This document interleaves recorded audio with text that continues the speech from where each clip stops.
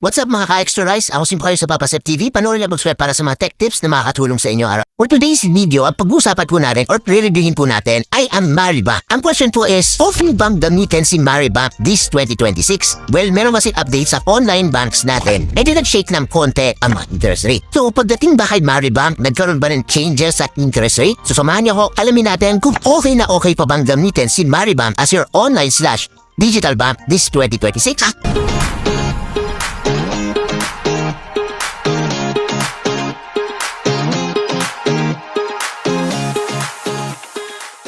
I have 10 reasons why I am highly recommending Maribank to be your online bank this 2026. Number 10 reason is the app has evolved. It is secured and uses biometrics to log you into your account. Hindi nito patulad ni GCash na empty ng pang-login mo. However, you can use your biometrics na to log into your Maribank account and even do transaction. So, hindi mo na kailangan mag-enter ng password or ng PIN when doing a transaction. You can just use your Face ID or even biometrics to process a transaction. Thus, kung merong maaligid-aligid sa'yo habang nagtatransfer pa, hindi nila makikita ang PIN mo sa iyong account. Number 9 is for an aesthetic. The app is simple and easy to use and understand. Yung basic things na kailangan natin to do our banking needs, pay bills, transfer money, napakadaling gawin dito sa app na to. And they are working fine without any issues. Number 8, reliability. Coming from 2025, I have not experienced any issues relating to bank transfer.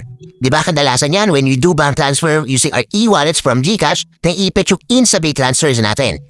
With Maribank, I have not experienced any given na mas marami akong transaction na ginagawa using Maribank. In addition to that, since yun ang experience ko, wala rin ako masyadong nakikita over the internet ang nagkakaroon ng issues with regards to the reliability of Maribank. Meron couple of reported issues but mabibilang wala sa daliri mo. Pero that's for 1 year now. Okay, number 7, discount and e-loads. Well, if you have a sari-sari store business or e-loading business, like us, we have a computer shop wherein we sell loads. This Maribank feature, which is selling e-loads, is beneficial for us. Sa 100 pesos na e-load, 95 pesos lang po ang makakalta sa pera nyo. Thus, kumita ka na ng 5 pesos when you sell that e-load plus additional pa na extra charge pa yan kapag nagpapaload ka, hindi naman saktong 100 lang talaga. Kahit pa paanong magandang gamitin to sa negosyo. And kung hindi naman pang negosyo, comparing GCash e-load and Maya e-load with Maribank, hindi katulad kay GCash na merong additional service charge pa.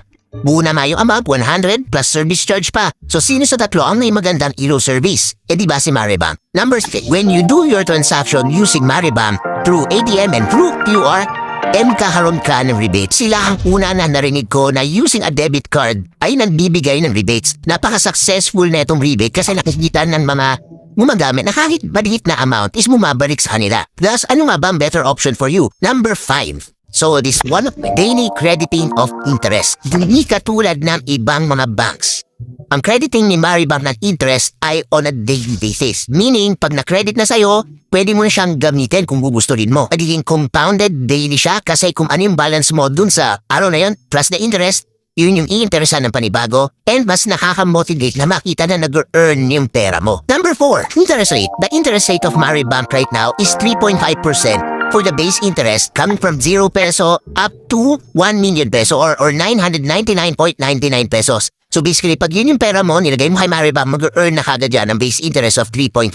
At ang pera mo naman na nilagay kay Maribank ay 1 million and above, ay mag-earn yan ng 4% interest. So far, parang wala pa akong nakikita na banks na napoprovide ng ganitong interest sa million peso and above na deposit. Kung titingnan mo talaga at mayaman ka at naglari ka ng malaking pera dyan, para ka talagang bank budget. And titigit walang limit ang 4% nila. Hindi katulad ng base interest ni Maya na 3.5% na limit lang na up to 5 million pesos na deposit. Number 3, continuous using of Maribank will eventually lead to an opportunity for you na makagamit ng Maribank credit. So itong Maribank credit na to, hindi siya basta-basta na binibigay or pwede ka mag-apply. Basically, you will receive an invite from Maribank itself dun sa app nila na meron kang offer for a Maribank credit that you can activate and use. So ibig sabihin lang nito, na-offeran ka na Maribank credit kasi nakita nila yung activities mo when you are using the Maribank savings. Number 2 is the 15 free bank transfer every week. Yes, napaka-cliche na sabihin pero isa ito sa pinaka-beneficial na feature ni Maribank. Most of my transaction na nga ay online na, more on transfer na dito, transfer doon yung mga bills. Take note na yung 15 free bank transfer ay nagre-refresh yan every 12 midnight ng Monday.